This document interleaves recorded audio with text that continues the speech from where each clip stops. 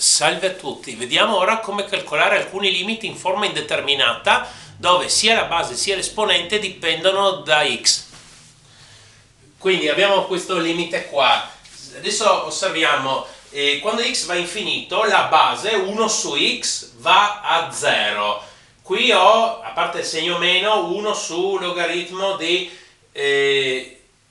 infinito, insomma 1 su infinito è 0, quindi questo è un limite della forma 0 alla 0, che è una forma indeterminata. Allora, comunque, a parte il fatto che è una forma indeterminata, c'è un altro problema, che sia la base sia l'esponente dipendono da x. E qual è l'idea?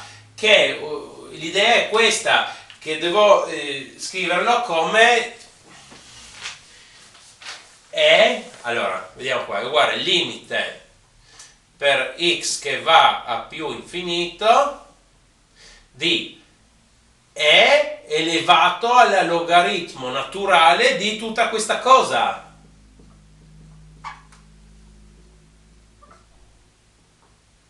Perché e elevato al logaritmo naturale di un qualcosa, diciamo t, e alla ln t è uguale a t, è uguale a questo valore stesso. E adesso si usa, questo non ho scritto bene, ma è l'esponente, si usa la proprietà del logaritmo che l'esponente si porta davanti al logaritmo.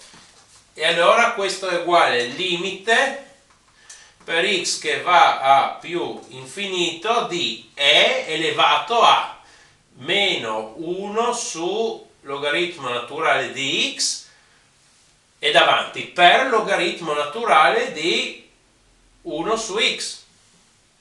E adesso dobbiamo usare una proprietà che qua abbiamo il logaritmo naturale di 1 su x e logaritmo 1 meno logaritmo di x. Limite per x che va a più infinito di e alla meno 1 su logaritmo naturale di x perché abbiamo il logaritmo di un quoziente a differenza di logaritmi. Logaritmo di 1 meno logaritmo di x. Logaritmo di 1 è 0. Allora se ho 0 meno logaritmo di x, meno logaritmo naturale, allora scrivo come meno logaritmo naturale di x. E adesso questo si semplifica, meno 1 per meno 1 fa 1, e il limite di e alla 1 e quindi è uguale e alla 1 e quindi è uguale ad e.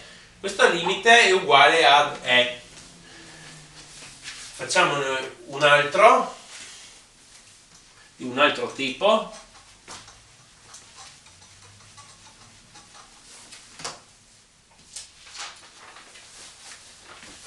Limite per x che va a più infinito di x elevato al 2 su logaritmo naturale di x.